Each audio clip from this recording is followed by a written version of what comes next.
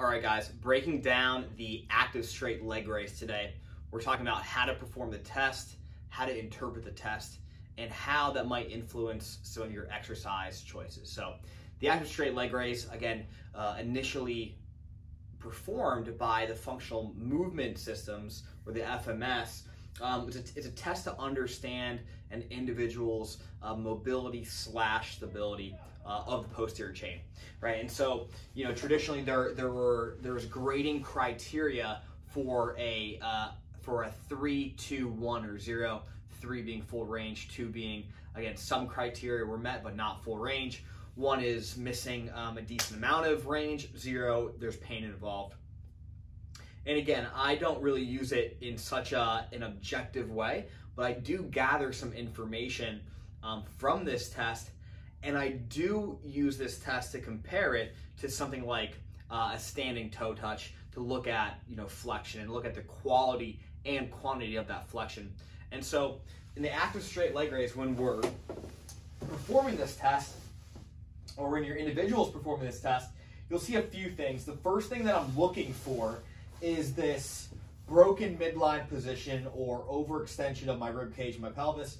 And again, generally, when you see this, you'll see that the starting position of the pelvis, the lumbopelvic complex, is going to lead to limitations distally, right? This is one example.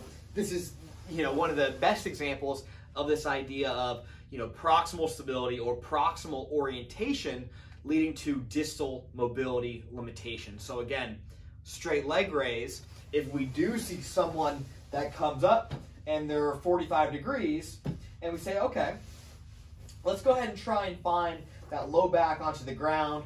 Let's take your hands, press them into the ground, exhale, pull ribs down, back and in, so we're getting some tension in the rib cage and the torso,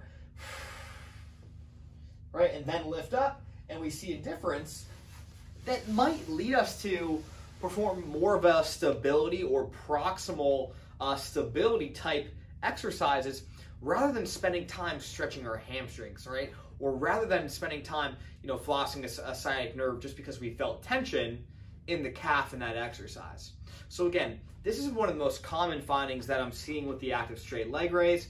Again, there are other small compensations that you'll see, like your other leg missing hip extension and the knee bending.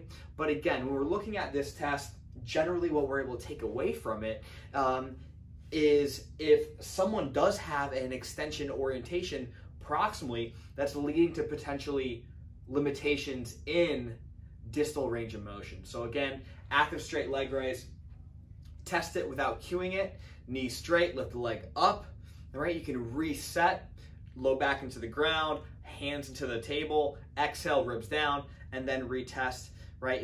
If you're finding a significant difference, we're gonna think more proximal stability. If we're not finding so much of a difference, we may need to spend more time actually lengthening and loading the posterior chain or loading the hamstrings.